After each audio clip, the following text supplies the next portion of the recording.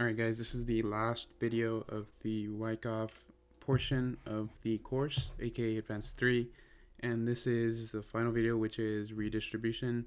And in all honesty, this is probably the least likely, the least probable schematic there is. Like, honestly, I've only ever seen this like 4 times total in the year and a half that I've been doing this, and I even went back and tried to look for these, but luckily I had 2 saved. But you rarely ever see these, which is why there's no true schematic, honestly, just because I don't think there is one, which is kind of weird, just because you would assume so, that there should be a schematic for each scenario. But I'll probably end up making my own type of schematic and do that.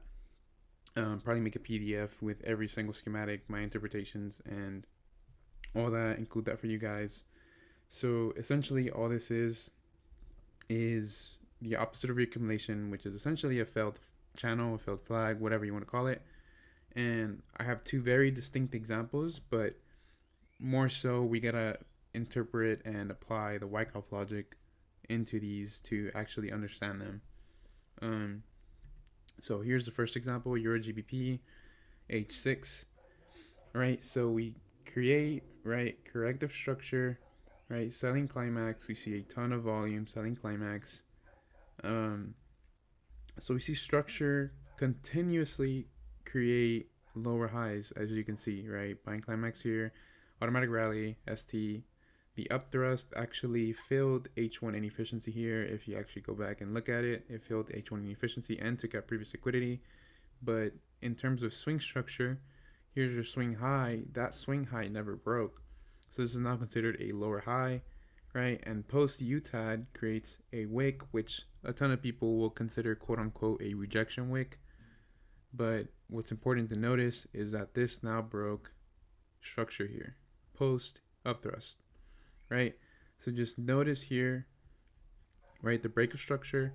So now every LPSY from here is just a continuation trade. Like here is just inefficiency in that little area there, inefficiency fill.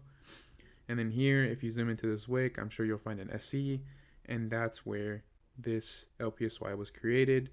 And from there, it's just continuation. So this is why I say you shouldn't try to guess that UTAD or guess that spring, because you don't know until post phase C and D. And as you can see here in the volume, there is no demand shown. By that I mean there's no bullish volume really coming in, right? No bullish volume to support any type of structure shift, because it's all continuations, right? Every break of structure is an SOW, a sign of weakness. So notice in the last LPSY, we get a full-on break of structure, and we just come back, test previous structure, but mainly to fill inefficiency here. And that was the full, basically, downside move there. So this would have, if you would have continued trend here, that's your ideal thing to do, because you have no reason to think otherwise, right? And the cool thing about this is, if you analyze this channel, look at just what happens at the equilibrium of this channel, right? Consistently going up above it and below it, but failing to break structure in any way, right? So the key thing here is structure, right? Which is why it's the first lesson in the course, because it's the most important part, honestly. If you don't understand structure, you're screwed. Honestly, you're screwed. So here, lower high, lower high, lower high, lower high. Like I said, we're in a downtrend, so lower highs are what's important, and there's no lower high that's convincingly breaking, right? LPSY, lower high, second LPSY, lower high, right? No demand shown, no bullish volume, so there is no real there is no demand. There's nothing giving you reason to go for a buy, right? Except for you trying to get that magical snipe. Other than that, there is no reason to buy, right? And same thing for example number 2, which is EURUSD on a 30-minute, right? So we see here, right, this has been dropping for like 300-400 pips here, right? We achieve our selling Climax here, all right, based on how much volume is present. We then react, create secondary test to the upside and Upthrust, right?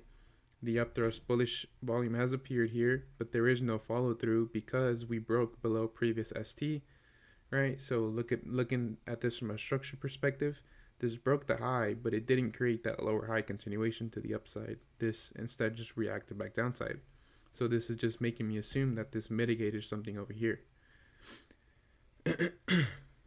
So then that's how the market closed. And notice that this is the gap between Friday and Sunday. So based off of this closure, this daily is extremely bullish, which is also showing me that I should not be buying for the first part. So post, Sunday open, you see that LPSY tests previous structure, right? But in reality, it probably mitigated something in this wick or in this candle here, right? But notice now that this is now a lower high created, right? Signifying that we could potentially see lower, especially because we haven't broken any type of high substantially. By that I mean we broke the high here, but we didn't create a lower high.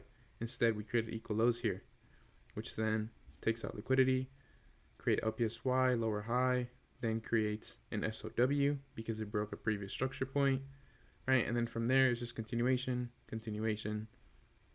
death, right? So looking at volume, SOW created because the post LPSY, there was no bullish volume to support it, as you can see here.